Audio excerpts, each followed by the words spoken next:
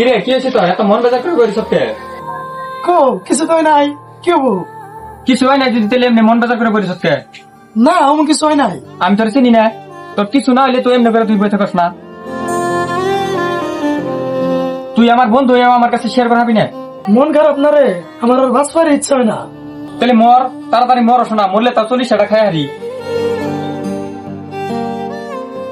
বন্ধু তুই তামসা করতেছ, আমার না হাসায় বাঁচবার ইচ্ছা করে না।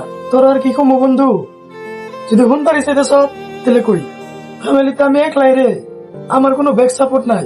আমি এমন বিপদে পড়ছি, আমার এখন ব্যাক সাপোর্ট দিবার পারা কেউই নাই।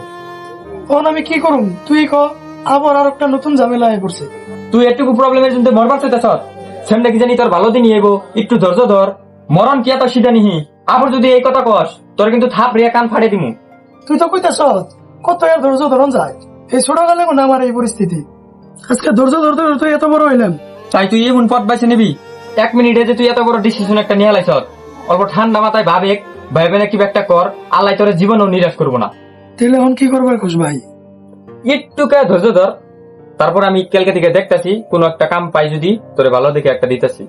দেখ ভাই, তোর পরিস্থিতি আর আমার পরিস্থিতি একই, আমিও হাজিরা করে আমার পরিয়ালটা চলাই, কিন্তু আমি তো ভাঙ্গা পড়ি না। ভাঙ্গা পড়ন যাবো না সহজে, আমি দেখতাছি কি করন যায়। যাই করস একটু তাড়াতাড়ি কর, আমার এখন পরিয়ালটা চালাইতে বহুত জুলুম হয়ে গেছে গা। আমি বাইসা রয়েছি না মরে গেছি আমি নিজেও জানি না। আমি এখন জীবন্ত লাশের মতো হয়ে গেছি গা। আর কত মন বেজার করে বসে তুই নুসা খেয়ে